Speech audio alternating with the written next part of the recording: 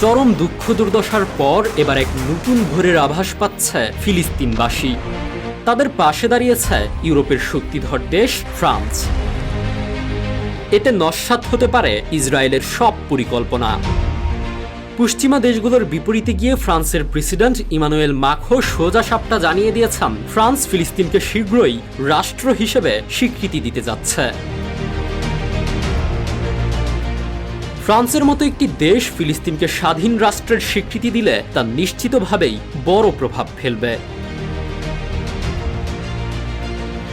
ইতিমধ্যেই ফিলিস্তিনকে ১৪৬টি দেশ সার্বভৌম রাষ্ট্র হিসেবে স্বীকৃতি দিয়েছে। এবার সে তালিকায় যুক্ত হতে যাচ্ছে ফ্রান্সও। বুধবার ৯ এপ্রিল ফ্রান্স ৫ টেলিভিশনকে দেওয়া এক সাক্ষাৎকারে দেশটির প্রেসিডেন্ট ইমানুয়েল মাখোঁ জানান, ইসরায়েল ফিলিস্তিন সংকট নিয়ে আগামী জুনে অনুষ্ঠিতব্য জাতিসংঘ সম্মেলনে এই স্বীকৃতি চূড়ান্ত করার লক্ষ্য রয়েছে তার। ওই সম্মেলনে সৌদি আরবের সঙ্গে কো-চেয়ার হিসেবে দায়িত্ব পালন করবে ফ্রান্স। মাখোঁ বলেন, স্বীকৃতি দেওয়ার পথে আমাদের এগিয়ে যেতে হবে এবং আগামী কয়েক মাসের মধ্যেই আমরা তা করব। আমি কাউকে খুশি করার জন্য এটি করব না, আমি এটি করব কারণ এক পর্যায়ে গিয়ে এটি করাটাই সঠিক হবে। এ বিষয়ে ফিলিস্তিনের পররাষ্ট্র প্রতিমন্ত্রী ভার্সেন আঘাবিকিয়ান শাহিন বার্তা সংস্থা এএফপিকে বলেন, ও দ্বিরাষ্ট্র সমাধান রক্ষার পথে ইতিবাচক অগ্রগতি। অন্যদিকে ইসরায়েলের পররাষ্ট্রমন্ত্রী গিডিওন স্যার বলেছেন, কোন দেশের একতরফা স্বীকৃতি বর্তমান বাস্তবতায় হামাসের জন্য উৎসাহ ও পুরস্কার স্বরূপ হবে। সামাজিক যোগাযোগ মাধ্যম এক্সে দেওয়া বার্তায় তিনি লিখেছেন, বর্তমান বাস্তবতায় কোনো দেশের পক্ষ থেকে একটি কাল্পনিক ফিলিস্তিন রাষ্ট্রকে একতরফাভাবে স্বীকৃতি দেওয়া হবে সন্ত্রাসের জন্য পুরস্কার এবং হামাসকে উৎসাহ দেওয়ার শামিল।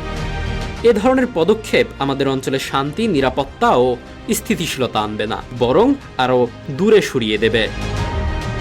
ফিলিস্তিনকে সার্বভৌম রাষ্ট্র হিসেবে স্বীকৃতি দেওয়ার তালিকায় গত বছর যোগ দিয়েছে Armenia, Slovenia, Ireland, Norway, Trinidad ও টোবাগো, জ্যামাইকা ও বারবাডোসের মতো দেশ।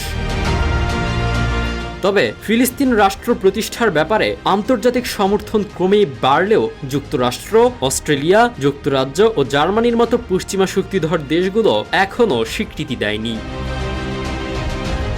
মাখোঁ জানান, তিনি সমষ্টিগত উদ্যোগ আশা করছেন, যার মাধ্যমে মধ্যপ্রাচ্যের কয়েকটি দেশ ইসরায়েলকেও স্বীকৃতি দেবে। বর্তমানে সৌদি আরব, ইরান, ইরাক, সিরিয়া ও ইয়েমেন ইসরায়েলকে স্বীকৃতি দেয়নি। উল্লেখ্য, ২০২৩ সালের ৭ অক্টোবর হামাসের হামলার পরও ফ্রান্স দ্বিরাষ্ট্র সমাধানের পক্ষে অবস্থান ধরে রেখেছে। তবে প্যারিসের পক্ষ থেকে ফিলিস্তিনকে আনুষ্ঠানিক স্বীকৃতি দিলে সেটি হবে বড় ধরনের নীতিগত পরিবর্তন, যা ইসরায়েলকে ক্ষুব্ধ করতে পারে বলে ধারণা করা হচ্ছে। কারণ ইসরায়েল মনে করে এখনই এমন স্বীকৃতি দেওয়ার সময় আসেনি।